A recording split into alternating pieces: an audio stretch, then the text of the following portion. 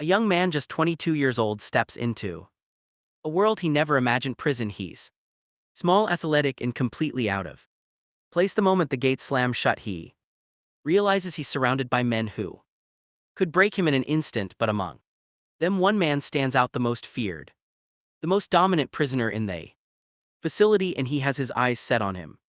What happens when the predator becomes obsessed with his prey? Stay with us until the end, because this story will take you to the darkest corners of survival, power, and an unexpected kind of passion. Before we begin, make sure to subscribe to the channel, like this video, and turn on notifications. You don't want to miss stories like this one, intense, gripping, and unforgettable. The moment the metal gate slammed shut behind me, I knew my life would never be the same. I had seen prisons and heard stories about them, but nothing prepared me for the reality of being locked up for the first time. The air smelled of sweat, steel, and something else, something rotten, like a place where hope had died a long time ago. I clutched the small bundle of state-issued clothes in my hands, trying not to let my fingers tremble as I followed the guard down the long corridor. Fresh meat, someone muttered as I passed. Laughter echoed around me. Eyes were on me, hungry, curious, amused. I kept my head down. Just keep walking, Ethan. Don't react. I wasn't built for this place. At 22 years old, I was lean, athletic, but not strong. My blonde hair and light skin made me stand out in ways I didn't want to. I didn't belong here, but none of that mattered. Now I was prisoner number 64827, and I had to survive. The guard finally stopped in front of cell 207 and gestured for me to step inside. I swallowed hard. This was it. No turning back. The cell was small, barely big enough for the 2 beds, a toilet, and a rusted sink in the corner. And then I saw him, my cellmate. He sat on the lower bunk, shirtless, muscles rippling beneath dark skin, tattoos covering both arms. His eyes cold, calculating, locked onto me. I felt my stomach tight. I knew his name before he even spoke. Everyone in this prison knew his name, Marcus Johnson. He was 65, built like a damn machine, and had a reputation that sent shivers down people's spines. He ruled this prison, and now I was his new self-mate. Marcus didn't move, didn't blink, just stared at me like he was deciding what I was worth. I forced myself to meet his gaze, show no fear. The silence stretched, then finally he smirked. You're in the wrong place, pretty boy. My throat went dry. I knew what he meant. Guys like me, young, small, knew we didn't last long in a place like this. I squared my shoulders, trying to steady my voice. Guess I don't have a choice. Marcus let out a low chuckle. He stood up, towering over me. His presence was overwhelming, a wall of muscle and dominance. He took a slow step closer. I wanted to move back, but my legs wouldn't listen. What's your name? His voice was deep, steady. I swallowed hard. Ethan.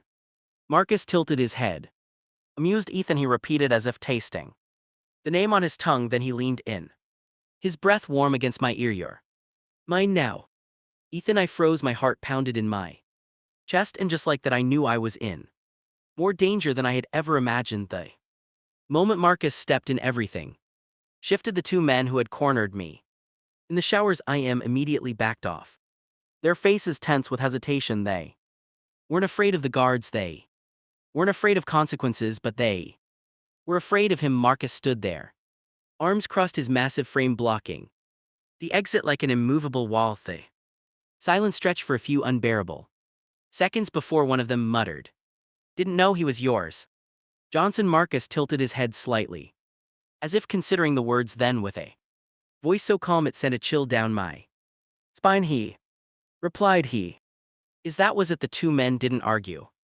They didn't linger. They simply turned and disappeared out of the showers, leaving only me and him. The water was still running behind me, but I couldn't move. My skin was clammy from more than just the steam. My heart was still pounding, my breath coming too fast. I hated that I felt shaken. I hated that I had let myself get into that situation in the first place. Marcus finally took a step forward, closing the space between us. He didn't touch me, but he didn't have to. His presence was enough. His eyes scanned me, checking for damage. When he spoke, his voice was lower than before. "You don't go anywhere alone, Ethan. Not here." My throat felt dry. I swallowed and nodded, not trusting my voice.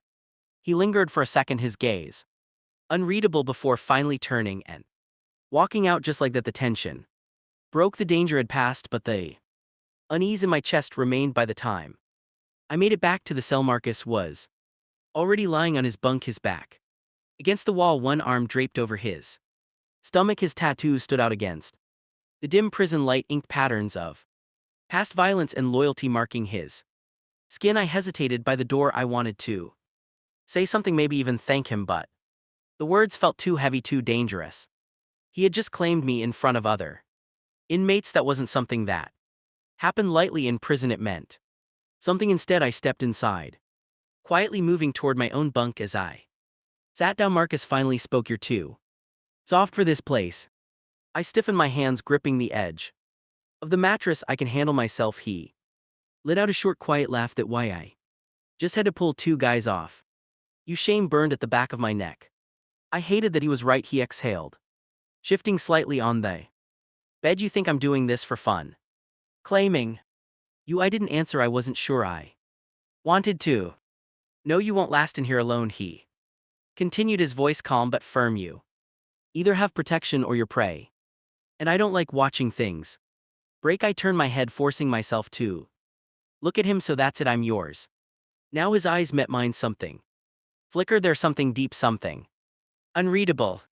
"You were mine the second you walked in here." Pretty boy, a shiver ran down my spine. I didn't know if it was fear or something else entirely. All I knew was that my life had just become a whole lot more complicated. The next morning, I woke up to the sound of heavy footsteps and the metallic clang of cell doors opening down the block. The routine had already begun. Guards shouting, inmates moving. Another day of surviving. For a second, and I forgot where I was. The cold reality hit me the moment my eyes landed on the concrete walls, the rusted toilet in the corner, and most of all, Marcus sitting on the lower bunk watching me. His eyes were sharp, studying me in a way that made my stomach tighten. "Get up," he said simply, his deep voice carrying an authority that made it clear he wasn't giving me an option. I sat up slowly, my muscles tense from the night before. Marcus had saved me in the showers. He had made sure everyone knew I belonged to him, but the question still lingered, why I wanted to ask, but I didn't. Instead, I got up and followed him out of the cell. Breakfast was chaos. The cafeteria was packed, voices overlapping, trays slamming down onto tables. I could feel the stares on me, some amused, some curious, some hostile.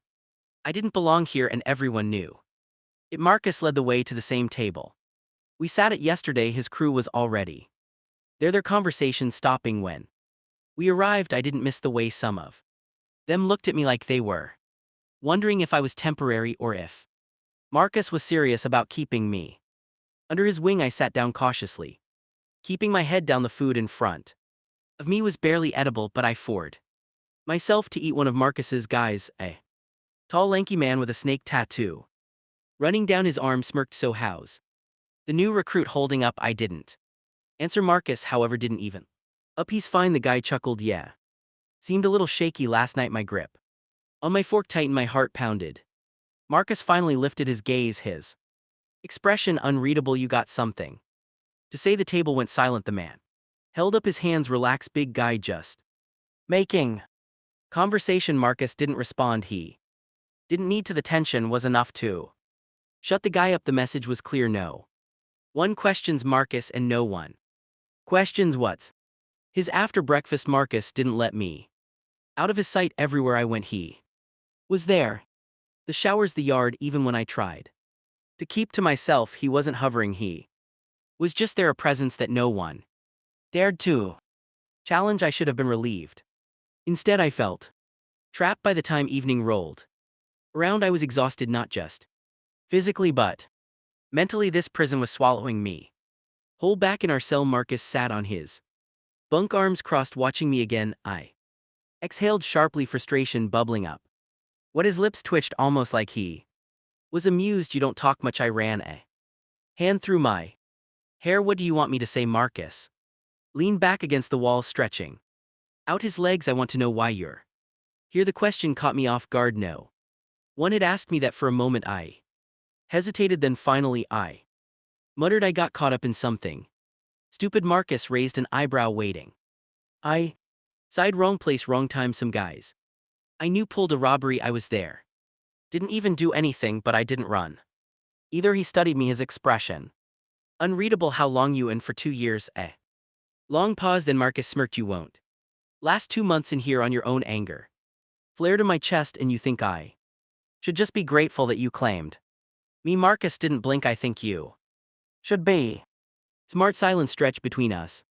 Finally I spoke. And what do you get out of this? For the first time something shifted in his expression. His voice was quieter when he answered, maybe I just like keeping things that interest me. A shiver ran down my spine. I wasn't sure what terrified me more, the way he said it, or the fact that part of me didn't hate hearing it, and that was dangerous. Days passed. I kept my head down, followed the routines, and tried to stay invisible, but that was impossible when Marcus Johnson had made it clear that I was his. It didn't matter if I didn't understand why. It didn't matter if I resented it. In prison, power was everything, and Marcus had more than anyone wherever I. When I felt his presence in the yard, he kept me close. In the cafeteria, he made sure there was always space next to him. And when anyone so much as looked at me the wrong way, they quickly realized their mistake. I was safe, but I was also trapped. The worst part, I wasn't sure if I wanted to escape.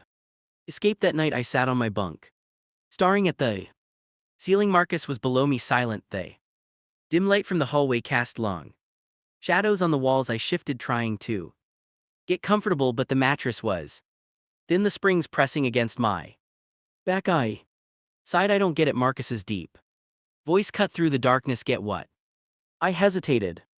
Why you're doing this? There was a long pause, then he exhaled, his voice lower than before. I told you I don't like watching things break. I turned my head, looking down at him. And what happens when you get bored? He didn't answer right away.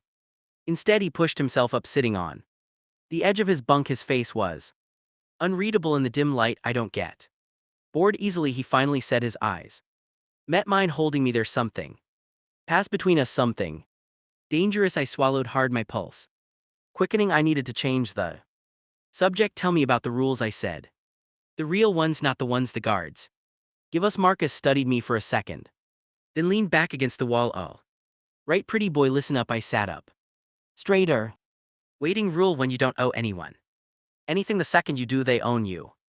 I nodded, taking it. And rule 2, never show weakness, not to the guards, not to the other inmates. Weakness gets you hurt. I swallowed hard. I had already learned that lesson. Rule 3, he continued, his voice dropping slightly.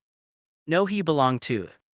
My breath hitched. I knew what he meant. I knew exactly what he meant. Silence stretched between us. Then, before I could stop myself, I asked, and who do you belong to? Marcus, he smirked, his gaze dark, unreadable. Guess you'll have to find out the next day. Everything changed. It started in the yard. I was walking with Marcus and his crew, trying to stay in my lane, trying to keep my head down.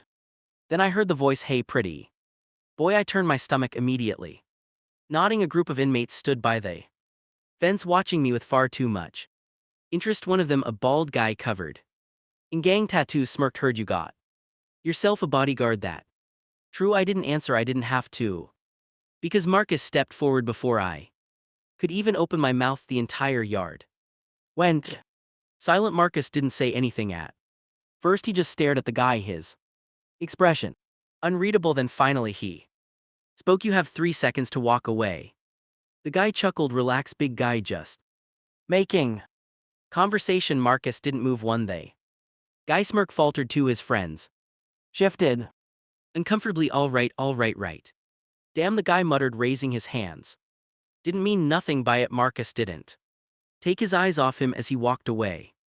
I lit, out of breath. I hadn't realized I was holding. Marcus turned to me, his gaze sharp. You don't talk to them. I nodded quickly, because in that moment I realized something. Marcus wasn't just protecting me, he was warning me, and I wasn't sure if I wanted to know what happened to people who ignored his warnings. The next few days passed in a blur of routine. Wake up, eat, survive. I followed the rules Marcus had set for me, even if I didn't always understand them. I didn't talk to people unless he allowed it. I didn't go anywhere alone. and I never questioned why he kept me so close, but the tension between us was growing. It was in the way he looked at me when he thought I wasn't paying attention, the way he stood just a little too close when we walked side by side, the way his voice dropped lower whenever he spoke to me, like he was testing something neither of us wanted to name. I told myself it was nothing, but deep down I knew better. It happened in the laundry room. I was alone, or at least I thought I was. The guards didn't pay much attention to this area, and most of the other inmates had already finished their shifts. I was folding a stack of prison uniforms when I felt it, that prickling sensation at the back of my neck. I wasn't alone. I turned just as a hand grabbed my arm. "Where's your shadow now, pretty boy?" The voice was familiar, the same guy from the yard. I tensed instinctively, trying to pull away, but his grip was firm. His friends were close behind him, blocking the exit. My pulse pounded. I knew how this worked. Marcus wasn't here, and in prison being alone meant being vulnerable. "You think Johnson's going to protect you forever?" he sneered. "We just want to talk." I swallowed hard. I knew damn well they didn't just want to talk. I opened my mouth to say something, anything, when suddenly the entire shifted. A presence filled the space, one so strong that everyone felt it before they even saw him. Marcus, he was at the doorway, his massive frame darkening the already dim room. The air turned ice cold, his eyes locked onto the man gripping me, and I swore I saw a flicker of something deadly behind them. I had seen Marcus angry before, but this was different. He didn't say a word. He didn't have to, because the guy let go of me immediately, stepping back with his hands raised. "Hey man, we weren't." Marcus moved 1 second. He was across the room. Next he had the guy pinned against the laundry machines, his forearm pressing against his throat. I froze. The entire room froze. The guy choked out something unintelligible, his hands clawing at Marcus's arm, but Marcus didn't let up. He leaned in, his voice low, controlled. "If you ever touch him again, I'll break your hands first." The guy made a strangled noise. Marcus didn't blink. "Then I'll break your legs." Silence. Then Marcus continued, his voice impossibly calm. "I'll make sure you never speak again." The guy's face turned red. His friends were frozen, too scared to intervene. Finally, after what felt like an eternity, Marcus released him. The man stumbled back, coughing, avoiding Marcus's gaze as he motioned for his friends to leave. They didn't hesitate. The second they were gone, I let out a shaky breath. My hands were still clenched into fists, my whole body tense. I turned to Marcus, unsure what to say, but before I could speak, he was in front of me, close, too close. "You don't go anywhere alone." His voice was low, rough. I nodded. I wasn't about to argue, but then he reached out. His hand brushed against my jaw, just a quick touch, barely there, but it lingered. I sucked in a breath, my heart slamming against my ribs. Marcus's gaze flickered to my lips for half a second, so fast I almost missed it. Then just as quickly he stepped back. The moment was gone, but the damage had already been done, because now I wasn't just afraid of the other inmates. I was afraid of what Marcus Johnson was doing to me, and worse, I wasn't sure I wanted it to stop. That night Marcus didn't push, he didn't say another word, but his presence was enough. I could feel him sitting on the lower bunk, his body still, his breathing steady. He was giving me space, letting me choose. But was there even a choice? I turned over, staring at the ceiling. I knew the answer. The next day everything felt different. Marcus didn't hover, but he was always there. His eyes followed me, his presence wrapped around me like a silent warning to anyone else. And I didn't hate it. I hated that I didn't hate it, because in this place, belonging to someone meant survival, and somehow I had become his. It happened after lights out. The cell was dark, but I could feel him close, too close. I turned, and before I could think, before I could stop myself, I moved toward him. I didn't speak, neither did he. Words weren't needed. Marcus reached for me, his grip firm, claiming without asking, because he already knew the answer. And when our bodies finally touched, when his heat surrounded me, I realized something terrifying. I wasn't afraid anymore, because for the first time since I got here, I felt safe, and that scared me more than anything else.